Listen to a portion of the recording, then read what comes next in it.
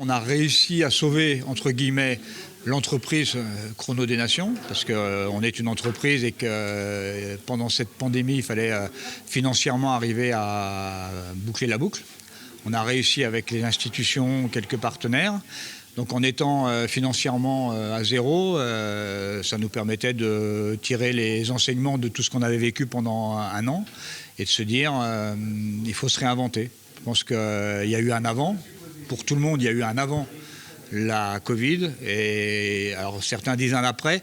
Moi, je dis il y a un maintenant. Et maintenant, c'est aujourd'hui.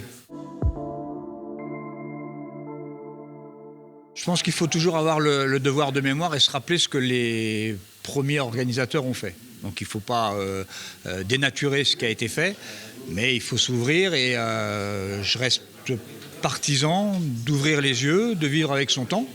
Donc être connecté, tourner vers les jeunes.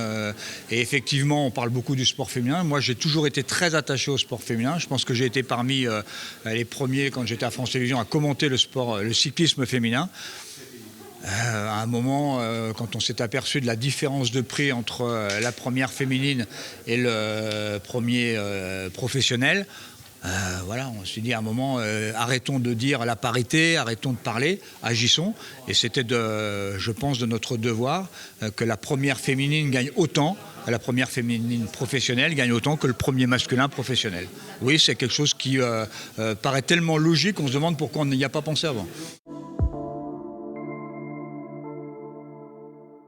Comme on fait un départ différent, avec une arrivée différente, ce qui est un peu nouveau, on s'éloigne un tout petit peu de la foire. Mais la foire sans le chrono et le chrono sans la foire, ça n'existerait pas. On l'a testé l'an dernier, on voulait faire juste un chrono, on n'a pas pu. Voilà, les deux sont liés, c'est un ensemble. Et sincèrement, aujourd'hui, on va se moderniser sur les deux, mais ce que j'imagine dans les années à venir, c'est qu'on va élargir. Voilà, ça peut être une course à pied, ça peut être une course au trésor, ça peut commencer par un concert. On ne peut pas commencer par un concert.